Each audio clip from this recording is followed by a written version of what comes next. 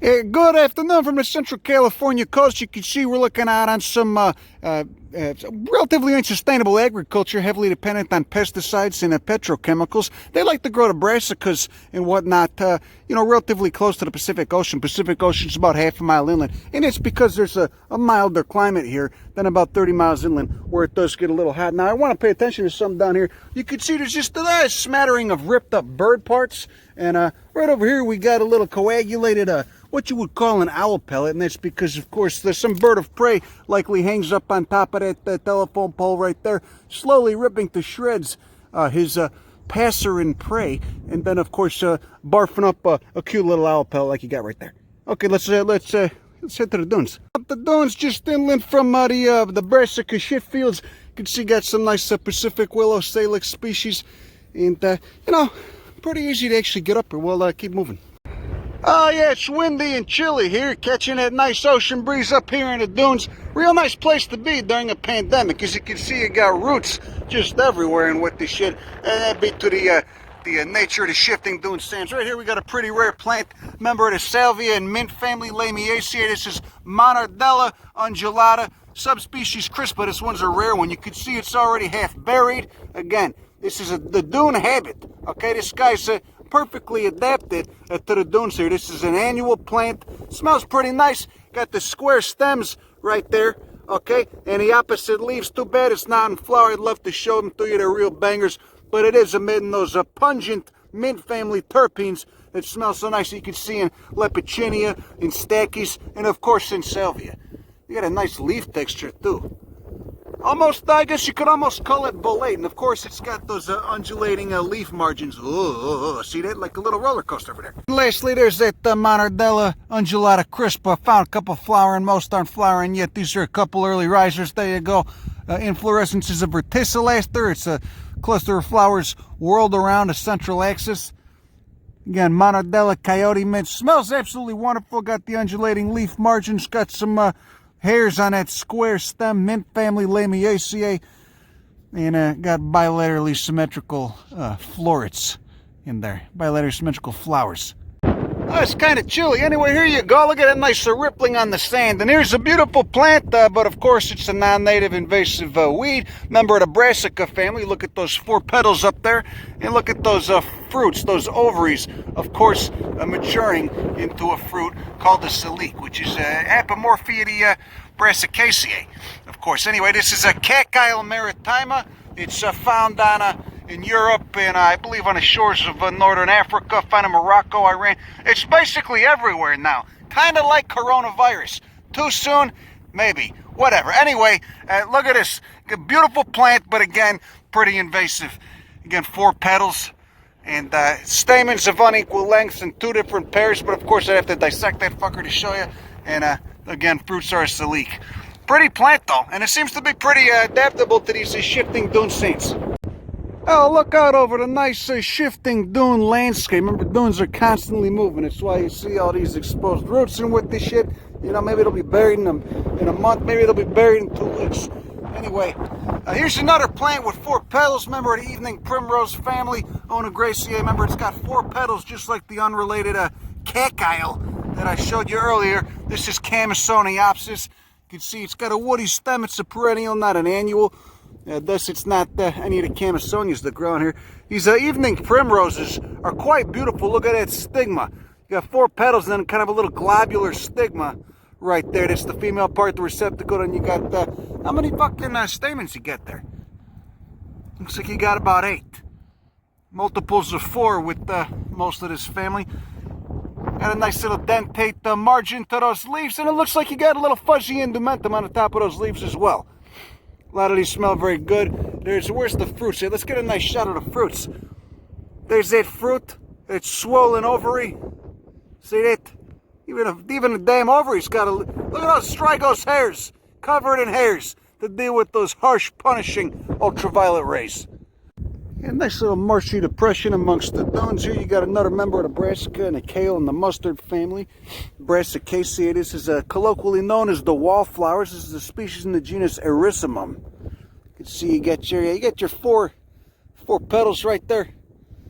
Alternate phyllotaxy, alternate leaf arrangement as opposed to opposite. And again, they got just, appears to have just the slightest little series of hairs, a nice indumentum on the damn leaves. Now you might be asking yourself, what brought all this sand? Why are these dunes here? Well, it's got to do with the shape of the coastline, okay? Because it's not just a straight north-south coastline. There's a big piece of land that juts out about, I don't know, 3 or 4 miles just north of here. And of course, the general movement of the ocean currents is to the southeast. So once the ocean currents make that roundabout, come around that big piece of land that juts out to the west, they then, of course, bring all that sand. This is the first place they end up depositing it. And the shoreline does a similar thing, like a few miles south of here, and you can see the same thing. You got a big piece of land that juts out, and then right here, you know, if you look on a map on a satellite, you can see there's another dune system, but nowhere near as large as this. And again, you know, some things you got to deal with if you're a plant and you're going to grow on the dunes. Well, you got that salt spray, of course. First and foremost, you got extremely nutrient poor substrate, that being the sand. Very little nutrients here, very little moisture as well, since you are growing on that sand, and it all just basically, you know, leaks right through, for lack of a more eloquent way to put it. And of course, you got that harsh UV exposure. So a lot of plants here are going to have, they're going to be very drought tolerant. They're going to be able to take a lot of salt spray, and they're going to be able to take a lot of ultraviolet light. They're going to be blue, or they're going to have an indumentum of fine hairs on their leaves and stems. So since there's so much adversity here for a plant, you end up getting a lot of speciation. You get a little bit more diversity, and you get a lot of endemics too. Plants that are adapted only to growing mostly on these dunes, as opposed, you know, growing further inland on a different substrate. And again, it's got to do with the specific stresses, environmental stresses, that such a dune landscape presents to a plant. Now, the plant I want to show you over there is actually in flower on those hills. You can see little speckles of yellow over there. It's a plant that most likely emerged as a species on the Channel Islands, and then was later, you know, just recolonized the mainland with the help of, you know, our fine feathered friends that like to, you know, disperse the seeds and what this shit, you know. But it's a member of the sunflower family Asteraceae. Let's go check it out. Okay, so this shimmery, silvery plant right here, now that's actually a convergent trait. Remember, I was just telling you that the shimmer is due to the hairs on the leaves, and of course, what you can see right there, and just a general, a kind of general blue tint, a glaucous tint to the goddamn leaves as well. It's convergent among many unrelated plant families that you'll get on these dunes. This plant is a member of the pea family Fabaceae. This is a species of Lupinus, probably Lupinus arboreus or Lupinus chamissonis. I'd have to see it in flower. It should be going off about a month or two, I don't know. But the plant in question that I wanted to show you over here is all these bastards. Leptosyne gigantea. Okay, there you go, Leptosyne gigantea. Got quite a few species in the genus Leptosyne. Used to be grouped into Coreopsis, except in Coreopsis the leaves are opposite, and Leptosyne the leaves are alternate. And you can see it's got these massive, massive succulent stems, which are solid on the inside. There's another species that tends to look a bit like this, Leptosyne maritima, except it's got hollow stems. I believe there's a couple other differences too. I mean, well, it's a lot smaller than this to begin with, but so this plant is exhibiting a character trait that you commonly see on plants that evolve on islands. And again, this plant did evolve on an island. The only reason it's here basically recolonized. It evolved on the Channel Islands, where a lot of the plants are. And one of the, you know, there's a couple different traits. Two of the most prominent being the seeds end up losing their potential for long distance dispersal. You know, if they got wings, a plant that has wings on its seeds goes to an island, over a couple thousand, 10,000, 100,000 years, those seeds end up losing their wings and just passing through the evolutionary filter, because any seed that's got a wing on it, if you grow on an island, is just going to go out to sea and never germinate. So the ones that have smaller wings or don't have wings, that is, they have the alleles for smaller wings or no wings on their seeds at all, are gonna, you know, they're gonna be the only ones that are left, basically. You know, again, we go back to the idea, the great filter of evolution is death. It's not something you want to teach the kids. I mean, I think you should teach the kids that. It's not a rosy picture, but it's the reality. death is the filter in terms of evolution. Anyway, remarkable plant here. Another thing you get due to the absence of herbivores on an island is you get these little herbs get to become very big. And that's the same thing that happened with another plant in this family, the Hawaiian silver swords, the Argyroxiphiums. Probably pronouncing that wrong. What the fuck? Anyway, it's got like fucking 6 vowels and 10 consonants in there. Give me a break. But it's the same thing. Argyroxiphiums, the silver swords, started off is the tiny, their closest relatives in the mainland are tiny little annual shrubs called the tarweeds. And of course, one of those tarweeds made it to the Hawaiian archipelago about 5 or 6 million years ago. And boom, today you get these, 6-7 foot tall coalescent things that only flower once, can live for 30 or 40 years. Just massive bastards. But again, the fucking DNA work has been done. Their closest relatives are indeed the tarweeds, and much more smaller, diminutive, ephemeral plants on the mainland. Anyway, let's take a little bit closer look at this Leptosyne. So these things, another thing that's really important to mention is these things are summer deciduous. So they drop these leaves, this nice bushy head of leaves, they drop all that foliage in the summer when it's hot. And goddamn, do they look weird. They look straight out of a goddamn Dr. Seuss book or something. First time I ever seen these was before I gave a shit about plants. I was working as a conductor on the coastline, which the railroad abandoned in the last couple of years. They don't run trains there no more. But I seen these down by Vandenberg Air Force Base, which is just out there. I was running trains between LA and San Luis Obispo, and these were everywhere, just kind of bobbing in the wind like that. They didn't have no flowers. They only had a couple leaves left. They looked absolutely weird. They looked like some of those things you hit with the skee balls at the goddamn Chuck E. Cheese, when you got to borrow your friend's kid to get in there just so you can play skee ball in some of the video games. Just if you do that, okay, don't touch anything. You got to use some hand sanitizer. If you bring the kid, give him some coins and shit so he can go run around, play. Don't lose track of him, of course, because you're gonna have to bring him back. You don't want him to get hurt or get lost or something. But if you do that, just make sure you bring the hand sanitizer and shit. You can get a lot. You can really nail it. They got best skee ball in the country at Chuck E. Cheese. Just go there, post up for an hour or two. All right. Anyway, I digress. You can see that they got the nice. There's the top of the stem before the tissue hardens off. Those leaflets, very linear, very lacy. And then an important thing to note here with these flowers, they got those caliculi. Those are caliculi, those little bractlets subtending the flower. Okay? Dahlia's got those too, but almost all the Leptosyne and Coreopsis got those as well. Diagnostic feature. You can see. It almost looks like a dahlia. Those phyllaries in bud before those phyllaries peel back and let the flower out. There's an important thing to note here is the ray florets are fertile, whereas in the genus Coreopsis, the ray florets are not fertile. They're infertile over there. Great goddamn plant.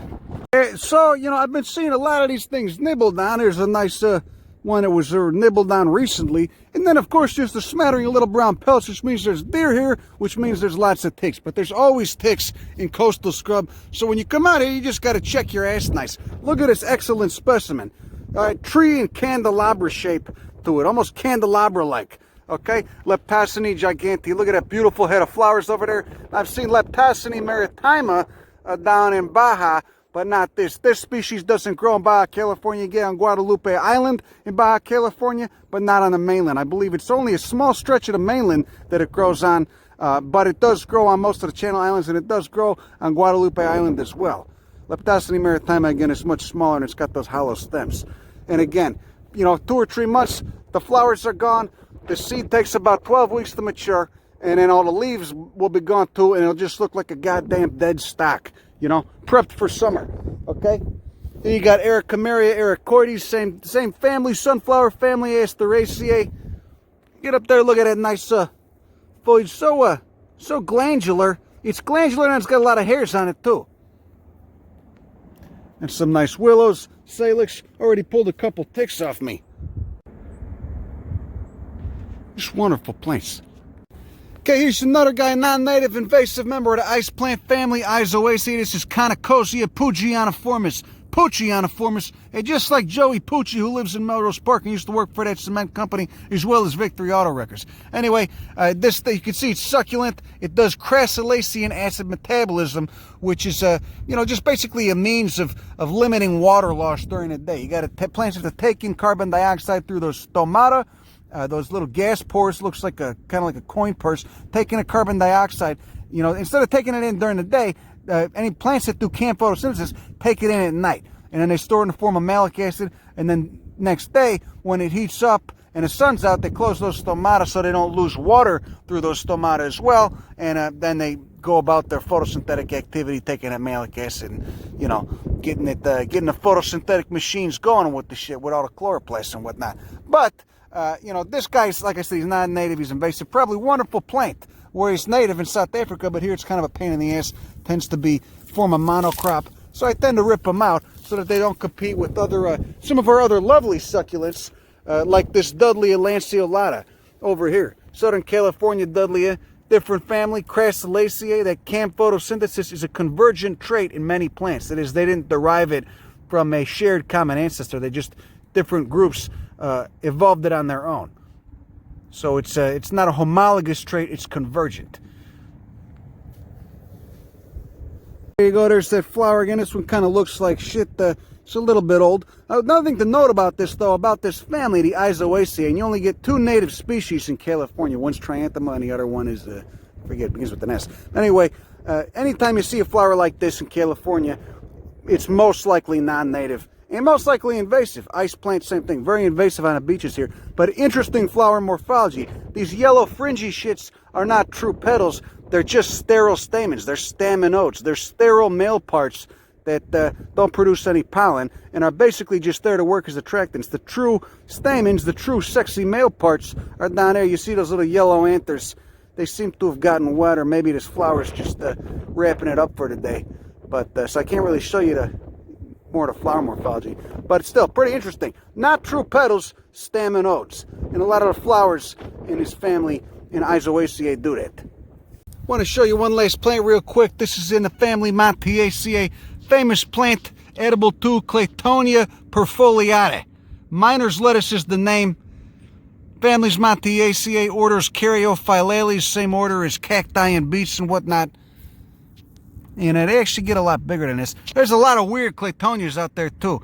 Some really interesting ones in the desert, some really interesting ones on Serpentine, some really interesting ones in alpine areas. Tiny little flowers. Oh yeah, they're so nice. Okay, I want you to take a nice breath with me. Okay, nice slow deep breath in. Oh, it's gonna be fine. It's gonna be fine. It might not be fine, but even if it's not fine, it'll still be fine. Anyway, looking at the ground down here, we got a nice handful of Boraginaceae, got some nice Amsynchia, got some nice Cryptantha down there, more of that invasive ice plant. Got some wonderful Dudleyas. The deer are just gnawing to hell, okay? A lot of deer up here. There's probably too many of them. Got to bring some cougars, maybe some hunters up, whittle down the population a little bit. Some people don't like that, but that's just reality. You can get too many fucking deer, get a lot more ticks or a disease vector for the ticks, and they nibble down the plants. So, check some balances, get some cougars, get some rednecks out here to shoot them. I think they actually do that sometimes. I'm not sure if they allow it out here or not. Anyway, oh, this is great. Pseudonephalium, Asteraceae, pearly everlasting. Really stupid name, but a beautiful plant, and it smells very, very good. Very, very glandular plant too. Look at all those hairs as well. All right, just covered in woolly hairs. Nice adaptation. Ooh, my fingers kind of stink now. Kind of smells like pickles, but not in a bad way. Does that make sense? God, look at the succulence of that. I love these Leptosyne gigantea. One of the only spots you can find them on the mainland again. Remember, they evolved on the islands. They're mostly on the Channel Islands. See, there's the dead one. That's what they look like in the summer when the leaves have fallen off. More of that invasive ice plant. Looks like it's dying. That's kind of good. Anyway, that's all I got for you today. All right. Stay healthy. Stay safe. Wash your hands. Wash your ass. Try not to breathe. Okay. And stay away from other people. Okay? The world's still beautiful. It's pretty nice outside. You just got to stay away from other people. Sometimes That's just a good piece of advice, even if you're not in a pandemic.